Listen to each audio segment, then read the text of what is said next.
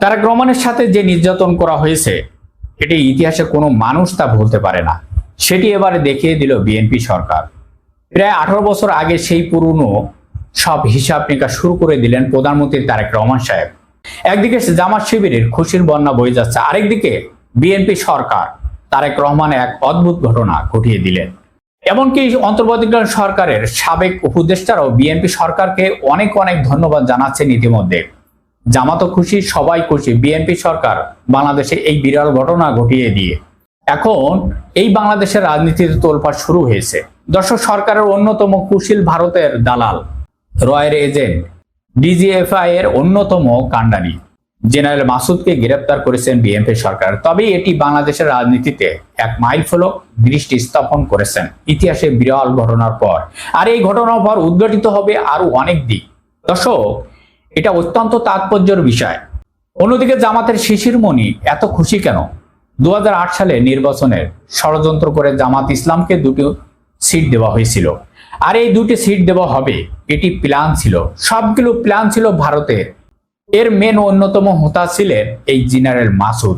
শুধু এখানেই শেষ না, জামাত নেতাদের ফাঁসি দেওয়া হবে। যুদ্ধ অপরাধের বিচারের নামে যতগুলো বীজ বপন করা হয়েছিল, আওয়ামী লীগকে ক্ষমতায় আনার অন্যতম কারিগর ছিলেন এই জেনারেল মাসুদ। তারেক রহমানের ওপর যে ভয়ঙ্কর অত্যাচার বা নির্যাতন জুলুম চালিয়েছিলেন, সেই নির্যাতনের অন্যতম প্রধান লিডার ছিলেন এই জেনারেল মাসুদ। তারেক রহমানের কোমরে যে আঘাত দেওয়া হয়েছিল, কার নির্দেশে দেওয়া হয়েছিল? এই জেনারেল মাসুদের নির্দেশে করা হয়েছিল। অর্থাৎ বাংলাদেশের ইতিহাসে অন্যতম বড় সন্ত্রাসকে গ্রেপ্তার করেছে সরকার। রক্ষাকারী বাহিনীর সদস্য ছিলেন বীর মুক্তিযোদ্ধা জেনারেল মাসুদ, আর সেই মাসুদকে বিএনপি সরকার গ্রেপ্তার করেছেন। এটি যদি জামাত সরকার এসে করত, তাহলে এতক্ষণে বাংলাদেশের চারিদিকে হইচই শুরু হয়ে যেত। আমাদের গর্বিত সেনা সদস্যদেরকে গ্রেপ্তার করেছেন জামাত ইসলাম ক্ষমতায় এসে।